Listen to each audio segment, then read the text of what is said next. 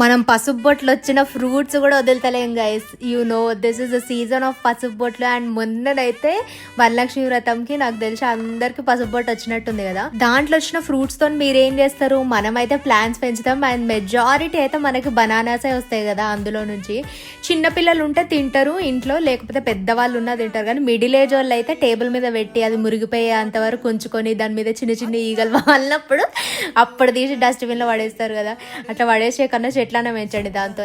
So ఇవి మనం యాక్చువల్గా గ్రేప్ ప్లాంట్స్ పెంచుతున్నాం ఫ్రమ్ బనానాస్. సో దీనికి నేను ఏం చేసిన అంటే బనానాస్ పెట్టేసి దానికి మంచి ఒక 2 హోల్స్ కొట్టేసిన. ఇవేమో సీడ్స్ ఉన్న గ్రేప్స్ అనమాట. ఇవి మంచిగా హోల్స్లో ఫిట్ అయ్యేటట్టు గట్టిగా పెద్ద హోలే వేసుకోవాలి. దాంట్లో ఫిట్ అయ్యేటట్టు పెట్టుకొని మళ్ళీ మట్టితో కవరప్ చేసేసిన.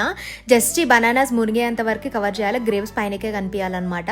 కనిపించిన తర్వాత మంచిగా మనకు ప్లాస్టిక్ కవర్తో వాటర్ కొట్టేసి క్లోజ్ చేసి ఉంచిన. రూట్స్ రాగానే అప్డేట్ ఇస్తా ఛానల్ మీద కన్నేసి ఉంచాను. బై ద వే మీరేం చేస్తారు పసుపు బొట్లు వచ్చిన ఫ్రూట్స్ తోని?